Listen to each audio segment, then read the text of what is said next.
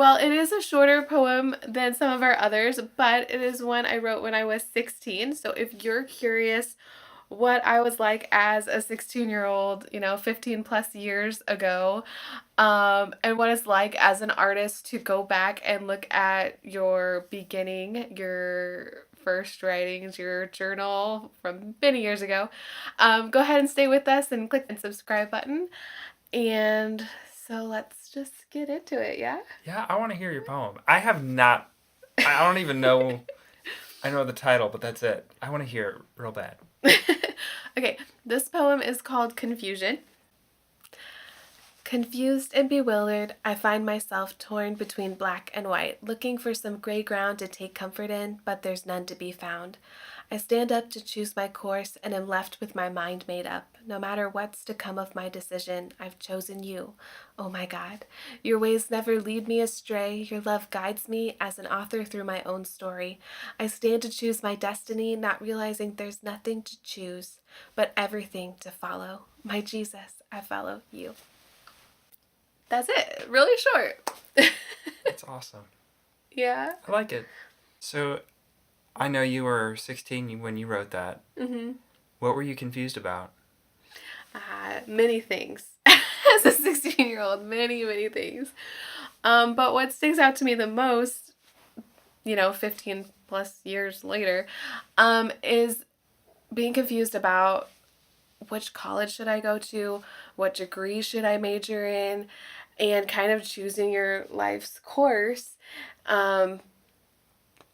We went to the same high school. We actually met in marching band, so we knew each other at this point, but definitely not well enough for me to like read in my diary like I'm doing now. And definitely I wasn't I was too shy to like read it on the internet at that point for sure. um but yeah, just remembering like the pressure you felt in high school to like make the right choice, and at least here in the United States in Kansas City, I was kind of like piecing together different pieces of truth from different adults. Like a teacher might tell you like if you pick the wrong thing, you're going to be stuck in that career forever. You're not going to be able to make enough money to provide for your family. And maybe that's how they felt about their job. Or you might talk to another teacher who loved their job and was really passionate about it and be like, follow your passion. Who cares about the paycheck? It's totally worth it. I'm so happy. And there's a little bit of truth in both of those. And then you might talk to a family member who's like, hey, pick something that makes money. You might want a family. You might want to provide for them. You have to have a way to make money. There's some truth in that too. And so you're getting to talk to lots of people who have opinions about what you should do that have different perspectives, and there's a little bit of truth in it, and you're trying to figure out how to weigh it. At least that's how I felt. Is that how you felt? Oh yeah. I felt pressured to choose my entire life path from age 18 to 80. Mm-hmm. As a 17-year-old. The pathway as an adult is rarely a straight line. You can have several careers, and they can all be successful, and you can learn different things from each one. Yeah, we both individually have had 3+ careers at this point, and we're only in our 30s. Yeah. And that's the piece of advice I wish I had believed more or known about, was that, yeah, you get a college degree, but if you get a generic enough one, you can switch paths many times,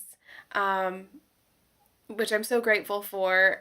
Just making sure that my degree was not so niche that I was stuck. Like, what if I spend 4 years or more working to get in this niche and then don't like it and you're stuck? So just a generic paperwork, because you can always get into the niches later, but if you have the generic paperwork, you can switch paths. And so that has been a huge blessing. But what I really like about this poem is how it ends. It ends with surrender, like following Jesus. And that's the part of it that makes me still like it all these years later, which I do not like all of my writings from back then. There are some that I read and I instantly throw away or get rid of now, because when I go back to my journey now, I'm thinking about like, if my daughter were to read this sometime, what would she think? And I'm like, nope, this one's gone, but this one stays because every decision for us as Christians ends with Mm-hmm. surrendering it to the Lord. And like that's such a blessing. Like I have non-Christian friends who I see that weight of the decision stay with them sometimes years after they make it, and they're still weighing like, did I make the right decision? Did I not? Was there something better out there for me? Like da da da da da. But as Christians, I get to stop and pray about my decision, and He guides me. And if He's like, "Hey, make either decision," that's good too. And then I have peace about it, and we move forward, and that's great. And something I really wish I understood better as a 16-year-old was that we serve the God who has all knowledge, and we don't. Because when we were teenagers, oh my gosh, I feel so old. When we were kids,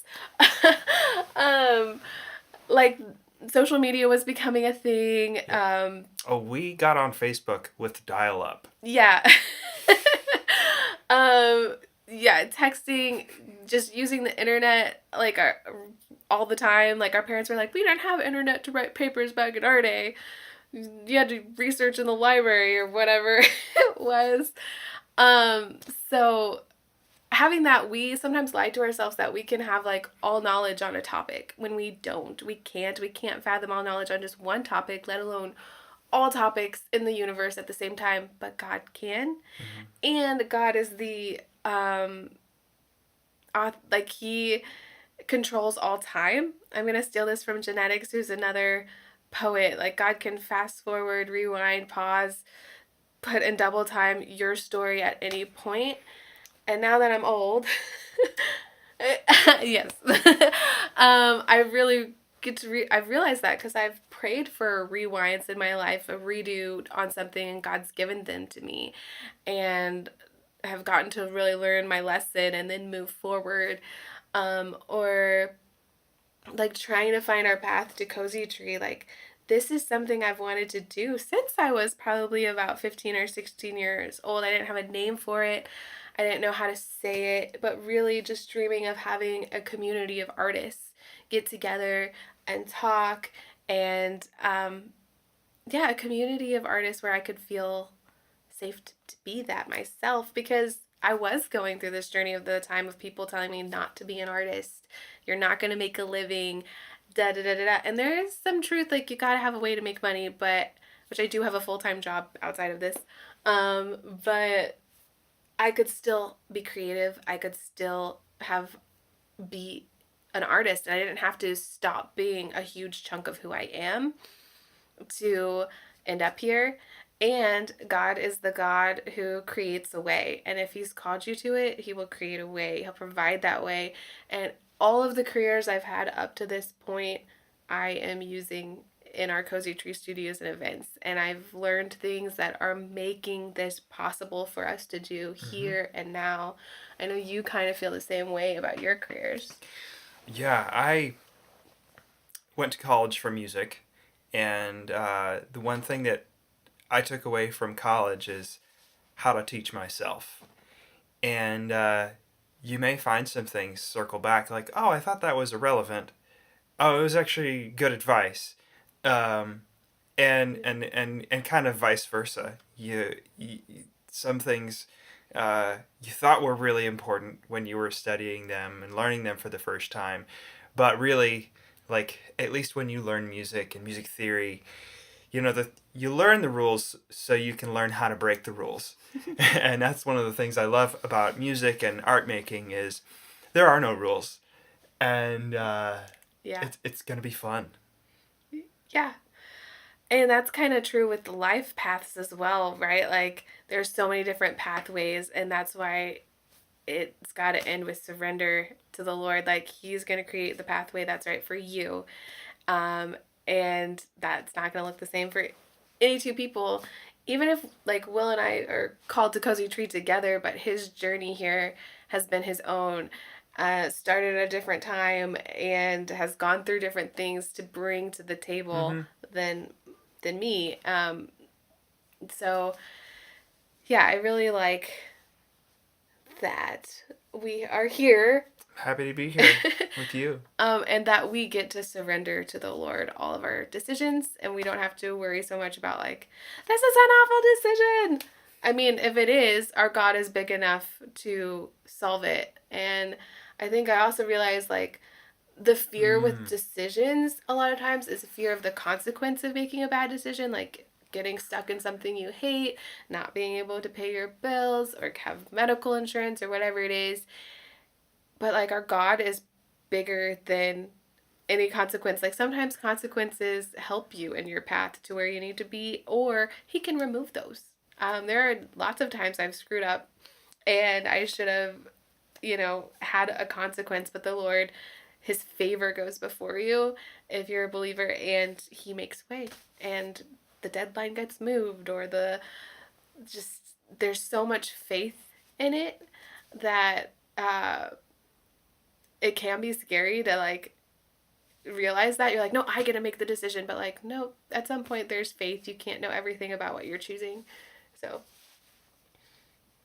yeah. Well put. Where do you feel like you have confusion in your life now, or that you feel like you have to have faith in? Time management.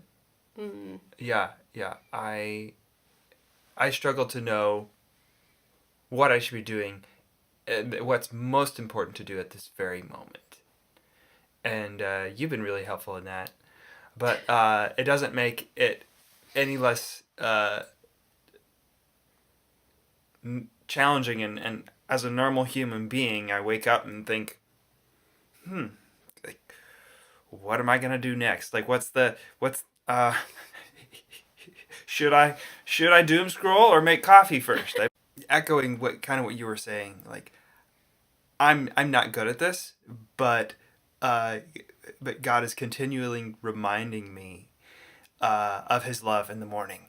Like, hey, it's morning, it's new, the night is over. Remember, I love you, and you can trust me, and only God is steadfast, the one we can trust in our life with whatever we're doing, in whatever our circumstance. Yeah. So time management, real practically, um, but when you slow down and put it into perspective, like my immediate next decision is not going to change my life, probably. The small things, at least. I don't know about that. I tend to think one good decision leads to more good decisions. One bad decision leads to more bad decisions. At least for me, like. What I mean is, uh, if it's on your not if it's on your to-do list. Um, this is why I need help with time management. We balance each other so well. We do. We do. Um, I am very good at planning and managing projects, and my husband is very good at being in the moment, which makes him such a good artist. Like to just feel the feelings in the moment. And I sometimes struggle with that because I plan 10 years out. I'm 1 foot down the road, and he's like, hey, come back to the present, feel the joy that is here for today. So we really respect our differences in that regard. But I can relate to your time management because I would say the thing I struggle with the most is like parenting strategies, and like as far as having confusion. Because like I can always read more books. I can always talk to their wiser moms and grandmas in my church and learn from them, and I'm gonna keep doing that. Don't get me wrong, but it's such a good like it requires faith because you don't really get to see the end product for like 18 years. So you're there. I'm just constantly tempted to worry like, did I do it wrong? Like, how can I do that better?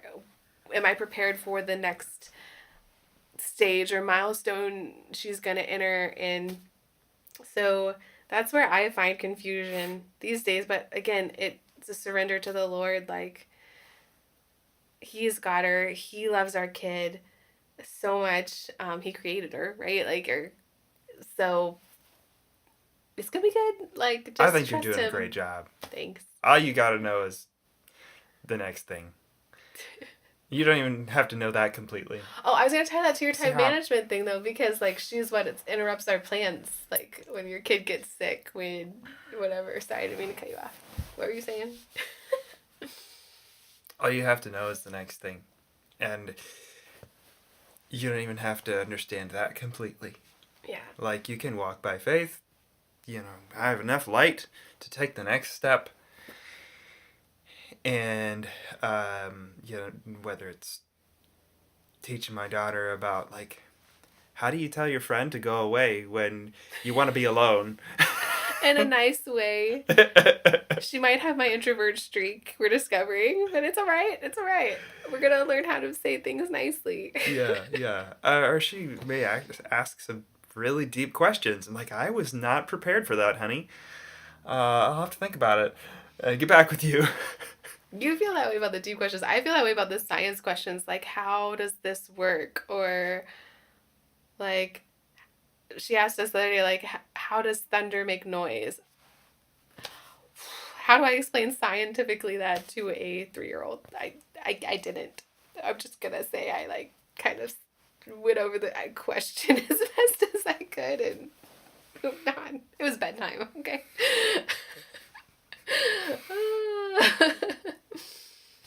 You're doing okay.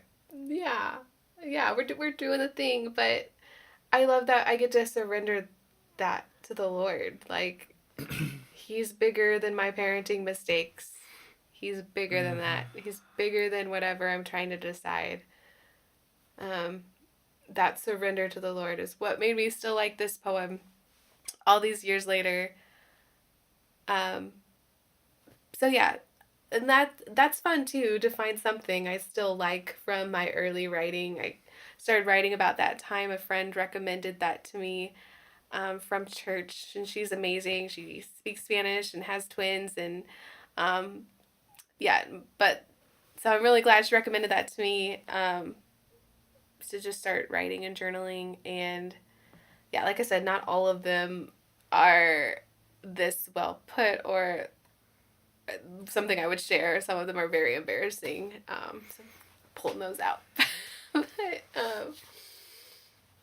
yeah, I think that's Yay! well, if you related to anything we had in this video and you want to hang out with us again, please go ahead and subscribe, and we'll see you next time. We're excited to keep sharing our journey with you. Come back to the treehouse anytime.